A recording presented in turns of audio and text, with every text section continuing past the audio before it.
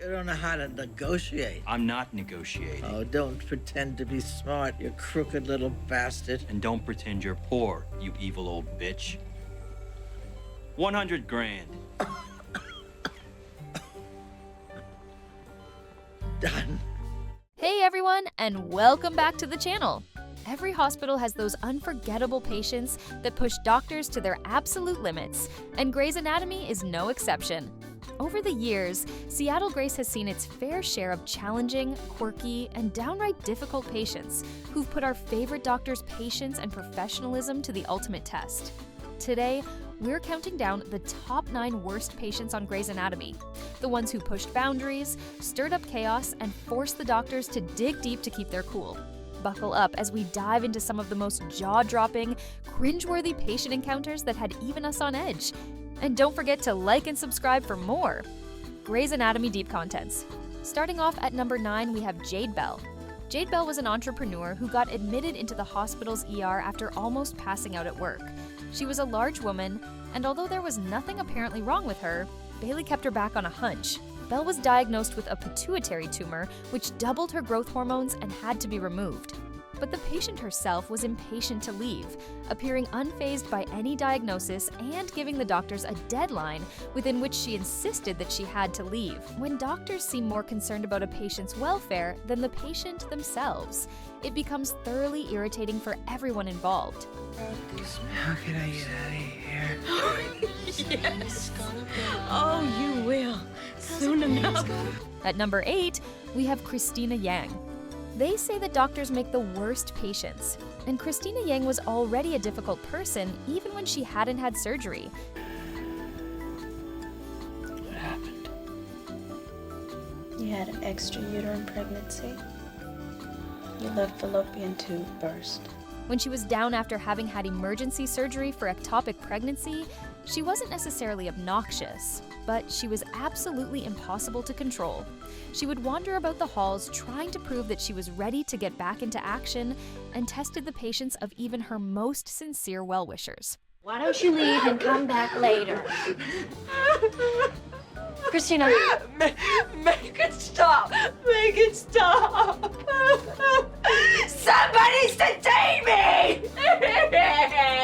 And at number 7, we have Ellis Grey. Having pain and diarrhea, also suffers from Alzheimer's. Patient's name? Ellis Grey was one of the best surgeons of her time and Meredith's mom. However, she was by no means an easy woman to deal with, and an even less easy patient. When she was admitted to Seattle Grace, she rubbed most of the doctors up the wrong way, criticizing them and getting on their wrong side. Of course, given that she had a great reputation, she had to be tolerated, but she did rather insult everybody, including George, whom she ordered around, Derek, and even Richard and Meredith. At number 6, we have Richard Weber. Richard Weber, like Cristina, proved that doctors are really difficult patients. He was hospitalized thrice. First in season 1 when he was diagnosed with a brain tumor, and then in season 10 when he was electrocuted during a storm, and finally in season 16 when he had a mysterious illness that was later diagnosed as cobalt poisoning. Especially in season 10, when he had to recover from the electrocution that nearly cost him his life, he literally tested everyone around him when he refused proper diet, wouldn't listen to medical advice, and berated Meredith, whom he had himself named his medical proxy. I'm sorry. I know I haven't been here. You picked me as your family. Stop it. Stop it. I didn't call you my family. I'm not your father. I chose you because I thought you could put emotion aside. He had lost the drive to survive after everything he had been through, making him a very difficult patient to deal with. And at number 5, we have Aaron. One of the most irritating patients whose behavior seriously annoyed the doctors was Aaron, the opera singer who needed a lung resection. Aaron constantly treated his partner Jeffrey, who seemed to sincerely care for him, like garbage in front of everyone, and refused to let the doctors do what they thought would be the best course of action to save his life. It's also possible they won't have to remove any, okay? So let's stay positive. Will you please shut up? I can't take your cheerful little voice shoving positive thinking down my throat when my life is basically over. He was definitely not someone who helped improve the doctor's bedside manners. If anything, he made them worse. Coming off at number 4, we have Katie Bryce. You're lost. I'm not lost. How are you feeling? How do you think I'm feeling? I'm missing my pageant. You're missing your pageant. The Spokane Teen Miss? Remember Meredith's first ever patient? The girl who couldn't stop complaining because she couldn't participate in a beauty pageant due to her sprained ankle? Well, that was Katie Bryce. And to this day, she probably remains one of Meredith's most trying patients. Katie was an incessant nagger and behaved obnoxiously with Meredith when she realized that the intern was still very new and trying to figure things out. She even went as far as to page 911 for absolutely no reason, just to keep Meredith on her toes, and because she was bored. At number 3, we have Harper Avery. The doctors at Seattle Grace Mercy West nearly had a heart attack when Harper Avery got admitted into the hospital after collapsing in a restaurant.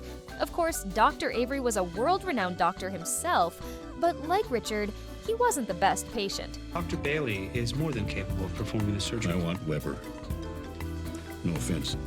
None taken. And I want to watch. What? I'm going to be awake for my surgery. Watch. He was sarcastic, condescending, and a dictatorial know-it-all to all. He insisted that Richard operate himself, and he insisted that he be kept awake during his own surgery so that he could direct his surgeon on what he thought should be done, which tested his surgical teams. In surgery, he became unstable, but still refused to be put under. His speech started slurring, but then he stabilized when they found the cause and fixed it. And at number 2, we have Gladys Pulcher. Before you two idiots operated. You didn't even do that right. Again, I am sorry, but your lung cancer had spread to the point that we Please, couldn't... useless.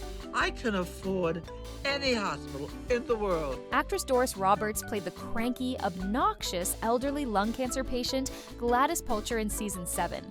Gladys was an extremely wealthy woman who treated her doctors and nurses like scum, calling them names, and basically making sure everyone wished her dead. She kept her promises at the end of the day as she sponsored Alex's entire African project so that he could bring over young African kids who needed serious medical attention, and passed away tragically. Yet she was embittered while she was alive and seemed to go out of her way to bring out the worst emotions in people. It's a check. It's a check for $200,000 from the estate of Gladys Pulcher. It's from the Dragon Lady. Finally, at number 1 we have Shane. One of the worst patients to have seriously tested the doctor's bedside manners and grays was Shane, the paramedic who was wounded in this tragic episode in season 4. He was a racist, a Nazi sympathizer with a swastika tattooed across his chest and abdomen. He refused treatment from Miranda Bailey because she was black, and then refused to sign his consent form for surgery unless he was assured of the presence of at least one white doctor in the OR. I need to have at least one white doctor in that operating room, so you don't kill me on the table. He was one of those whose disturbing racist beliefs almost drove his doctors to the edge. Bailey completed his surgery, but after she closed, his pressure dropped, so she had to open him back up. After several complications, Bailey was finally able to close.